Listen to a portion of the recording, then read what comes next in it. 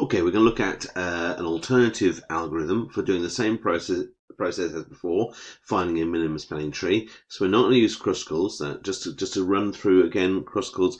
The key point was you list out all the edges in numerical order, ascending numerical order of their weights, and then you pick off one by one, starting with the edge with the least weight, and you connect up a series of nodes. You only miss out from that ordered list. You only miss out an edge if it is going to create a cycle. So you miss that out and you carry on, and until you've got all your nodes connected. If there are n nodes, you want one less, n minus one lots of edges to get that task completed.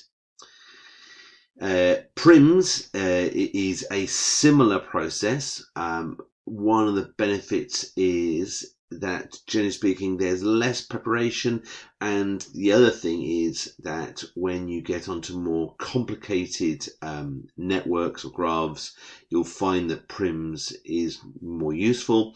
And the video after the next one I'm going to talk about how you can use a distance matrix to be able to, I suppose, make the process easier. It's a bit like Kruskal's in the sense that you're doing a listing process. Your matrix will give you your list of numbers, but there's a process that really efficiently works your way through all that data to get your solution, your minimum spanning tree and weight.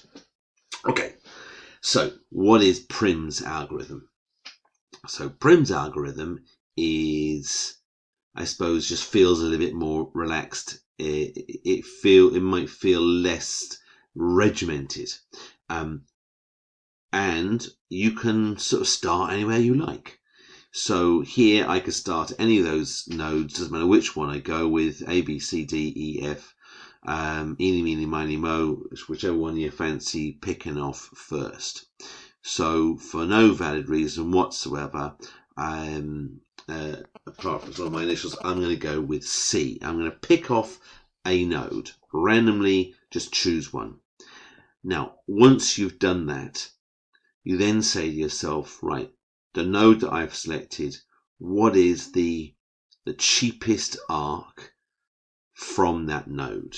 So let's just get my highlighter pen out and let's just highlight it. So I'm selecting C, and what is the cheapest arc out there? Well, there are only two arcs coming out of C. There's one that's going to B and one that's going to D. The cheaper one is the 8 and takes me to B. Okay, so I now have B and C connected. I'm still waiting for A, D, E, and F. So B and C are connected. So they are the connected nodes. So now I've not only got C to look at, I've also got B to look at. So, but from those two nodes that I have connected, what is the cheapest arc out of those two nodes? So if I look at this, I've got from B, I've got one that's 14, 9, and 10, and 11. And from C, the one that's not already been selected, I've got 12. So looking at those numbers, I can see that the 9 is the cheapest arc, takes me to F, and the cost of 9. So now I have C, B, and F connected. So I now have to look at all the arcs out of all of those nodes and select the cheapest one. So you can see that there's still an element of sort of process. There's always a possibility of making a mistake, which will get you an inefficient answer. So here I'm looking at everything out of. So as you connect more nodes, it gets more complicated. So from C, I've got the 12. From B, I've got the 11 and the 10 and the 14. And then from F, I've got the 6 and the 7. So it shouldn't take you too long to realize that the 6 is my preferred arc, connecting up E. So now I have B, C, B, F, and E connected. I still have A to connect. I still have D to connect. So from C and B and F and E, what is the shortest, the arc with the least weight? So again, you're checking through. From C, I've got the 12. From B, I've got the 11 and the 14.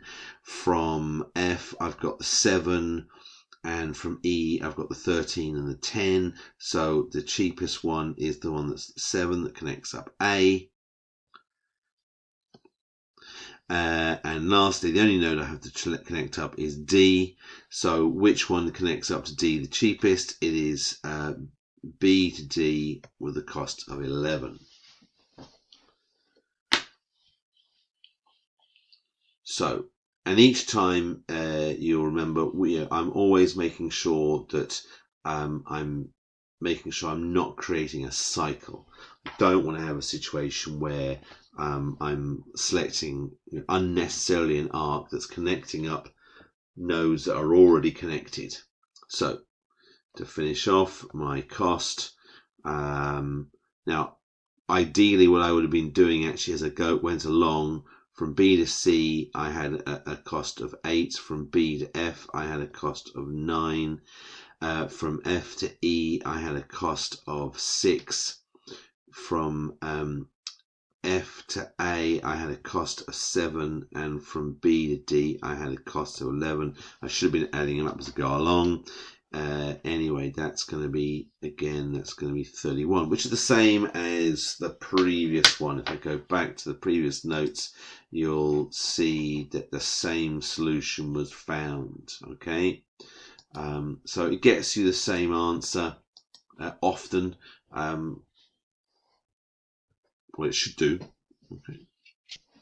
You might find that there's more than one solution, and actually in some of the exercises you will look at the idea that sometimes there's more than one solution that would get you a minimum amount. Usually it's where you have arcs with the same value. So the example I gave you didn't have any arcs with the same value, so there weren't any choices to be made. So that's Prim. So it starts off wherever you want, and you are just saying to yourself, right, let's just grow the network from what I've got so far and create that tree that connects up all the nodes as cheaply as possible, just by slowly picking away, growing it from what I got selected. You'll notice that as I created my tree, it was always connected. With the cruxels, you found sometimes that there were separate parts that had to eventually get connected up. But here with Prims, it's always growing out as one single tree as you create it. So going through the other example I went through, so going through the same thing again. So if we create my little network of nodes, so just pick any node as you wish. So let's go with domain. So which is the arc? Which arc comes out of domain with the cheapest cost? Well, there's one with 6.5, 7.8, 6.9, and 5. So my cheapest option is DE with 5. And now I have D and E connected. So now I'm wanting to look at all the arcs coming out of D and E and which one is the cheapest. So out of D I've got 6.5, 7.8, 6.9. Out of egret I've got 6.1 and 5.2.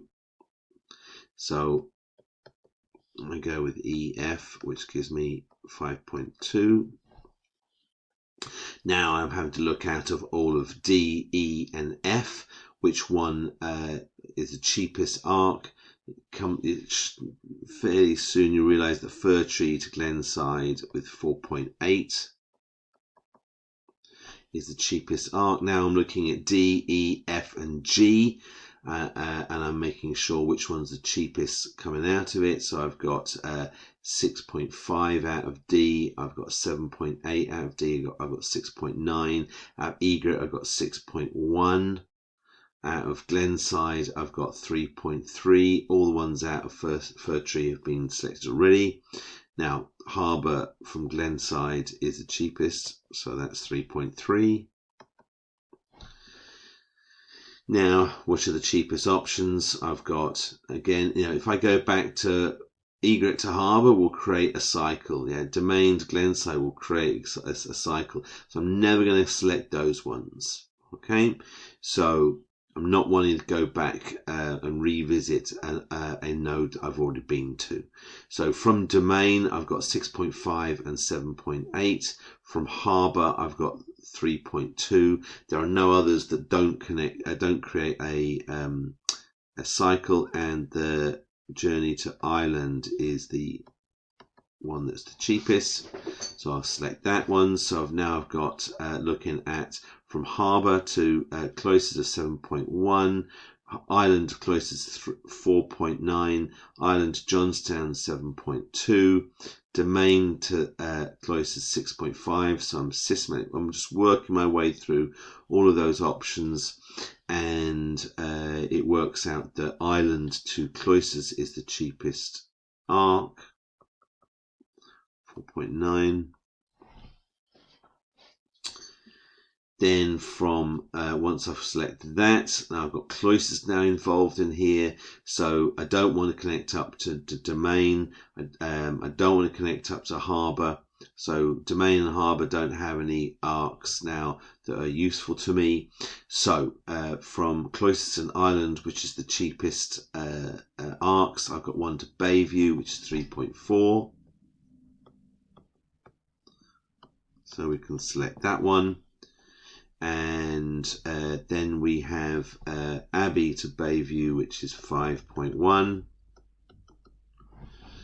And lastly, I've got to connect up Johnstown, and Cloisters to Johnstown 6.7. Island to Johnstown is 7.2. So I'm going to go with the one that connects up Johnstown from Cloisters, which is 6.7. So that is my network created. If I then add them up, I get 41.6, and again, just to show you, I get the exact same answer as I did with Crystals. And to some extent, you really have to just do these. You have to really just go through the process, learn the process, get a sense of which one you prefer. If you have a choice, then there you go, you have a choice. If you don't, so you do need to know both. It's not a case of just choosing one and not worrying about the other. You need to be able to go through both processes. And appreciate sometimes, if you get given a question, which one would seem to be the more efficient, the better. They're roughly the same, to be honest with you. You'll get a favorite probably. And as I said to you, the one benefit of Prims you're going to find is when you have a far more complicated network, a more dense one, you'll find that Prims is probably the better one to do. Particularly when you have a larger number of nodes, the idea of listing them out first before you do anything else, all individually, one long ordered ascending list can be a bit of a hassle. So Prims, it doesn't involve that initial preparation. But as you go through the process, it can feel more complicated because you're having to do more processing in your head. Now, when it comes to computer programming, again, Prims, generally speaking, computer programs and programmers find Prims is easier to program and